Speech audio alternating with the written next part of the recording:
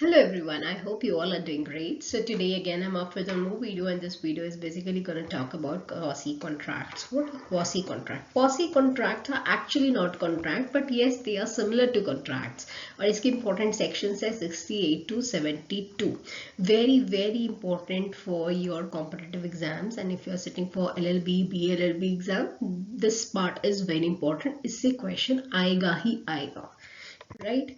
So what do you mean by quasi contract? As the name suggests कि ये similar to contract है, half contract है या similar to contract है, they are not actually contracts.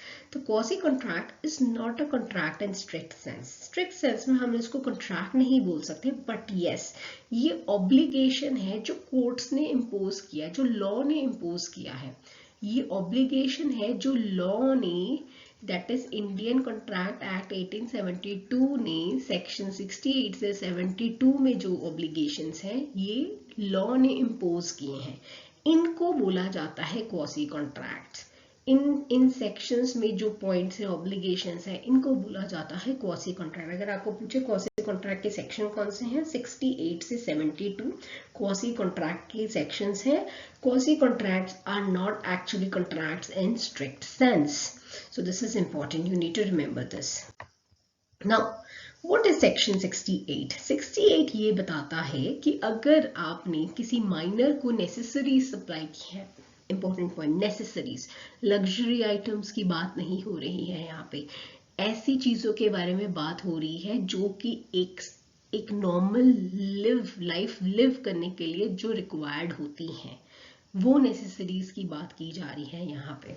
तो necessities that is, अगर कोई food, suppose for example minor है, राइट, माइनर की कोई प्रॉपर्टी है और ये प्रॉपर्टी को कौन मैनेज कर रहा है, कोई गार्डियन, कोर्ट ने कोई गार्डियन अपॉइंट किया है, वो मैनेज कर रहा है प्रॉपर्टी को. अब इसी गार्डियन की रिस्पॉन्सिबिलिटी है कि इस माइनर को नेसेसरीज सप्लाई हो, जो भी उसकी लाइफ जीने के लिए रिक्वायरमेंट्स हैं वो नेसेसरी सप्लाई की जाए.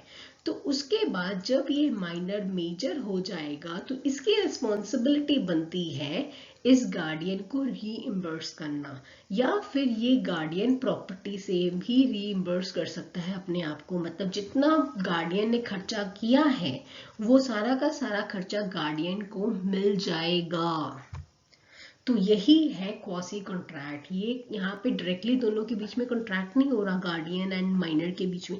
ये लॉ बोलता है कि अगर ऐसी कोई सिचुएशन अराइज होती है जहाँ पे गार्डियन को माइनर को मेंटेन करना पड़ रहा है, तो माइनर की रिस्पॉन्सिबिलिटी बनती है जब वो मेजर बन जाए कि उसको सारा खर्चा पानी उसका दे दो, गार्डियन का जो उसने खर्चा पानी किया था वो सारा का सारा उसको वापस दे दो, या फिर गार्डियन खुद उस प्रॉपर्टी से अपने आप को रीइम्बर्स कर लेगा. ये कहाँ पे अप्लाई होता है, जो पर्सन कॉन्ट्रैक्ट में एंटर नहीं कर सकते, जैसे कि जो इनकेपेबल है पर्सन्स कॉन्ट्रैक्ट में एंटर होने के लिए, जैसे अनसाउंड माइंड का पर्सन हो गया, माइनर हो गया, इन सब की देखभाल आपको करनी पड़ेगी, गार्डियन को करनी पड़ेगी, और गार्डियन प्रॉपर्टी से अपने आप को रीइम्बर्स कर सकता है. ये ऑब्लिगेशन कहाँ पे है, 68 सेक्शन में. इसको क्या बोला जाता है, क्वासी कॉन्ट्रैक्ट. 69 बोलता है payment by interested party. Now listen to the example very carefully.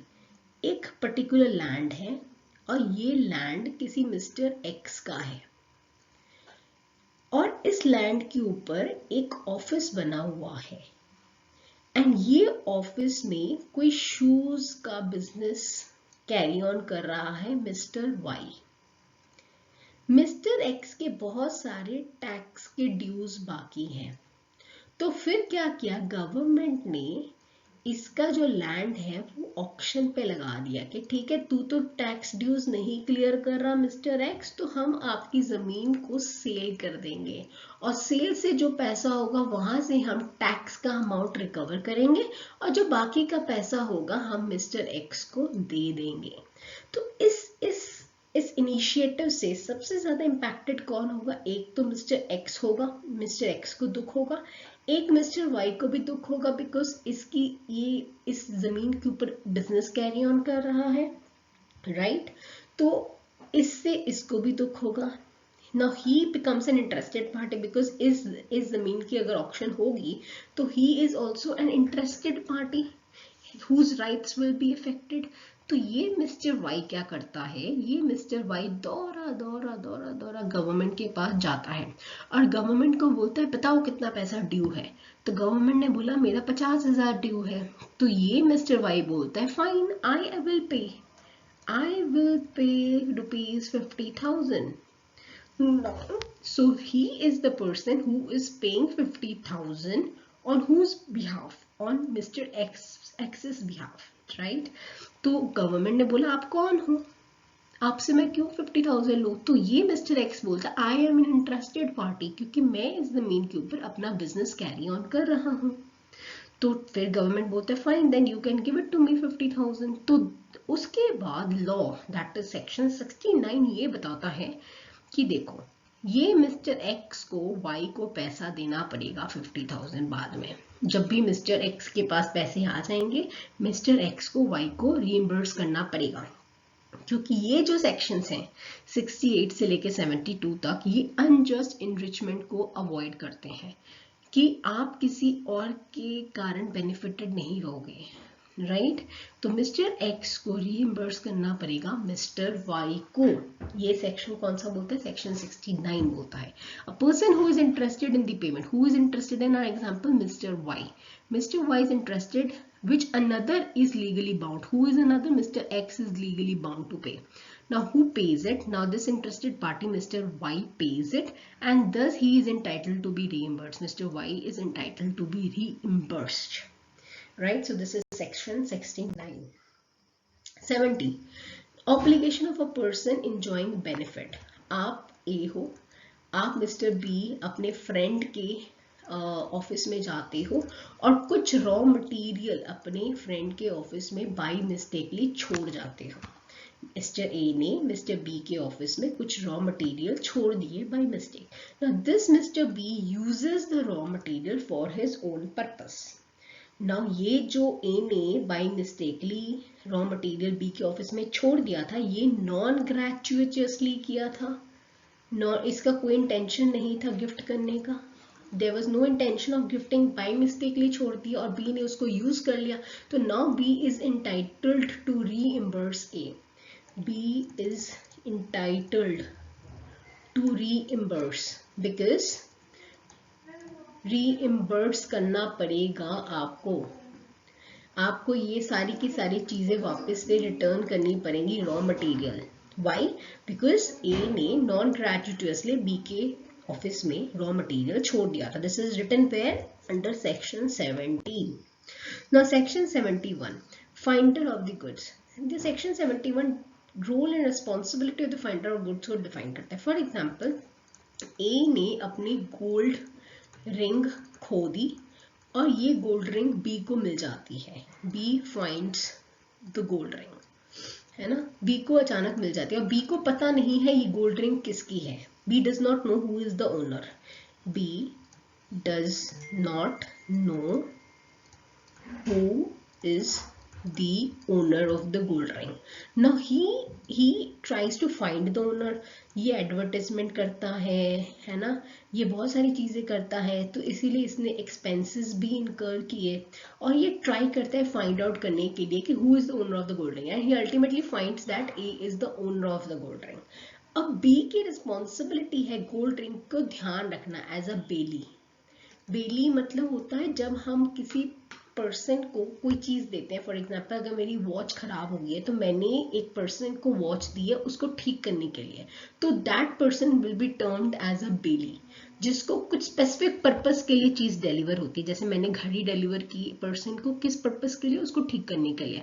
तो किसी स्पेसिफिक पर्पस के लिए जब हम कोई आइटम किसी को डिलीवर करते हैं और वो जो स्पेसिफिक पर्पस कंप्लीट हो जाता है तो he is suppose to return. This is the key ingredient of bailor bailee relationship. अगर मैं घड़ी दे रही हूँ आपको तो मैं बेलर हो जाऊंगी, आप बेली हो जाओगे, ठीक है। तो जिसको भी गोल्ड रिंग मिली है उसकी रिस्पॉन्सिबिलिटी है as that of a Bailey.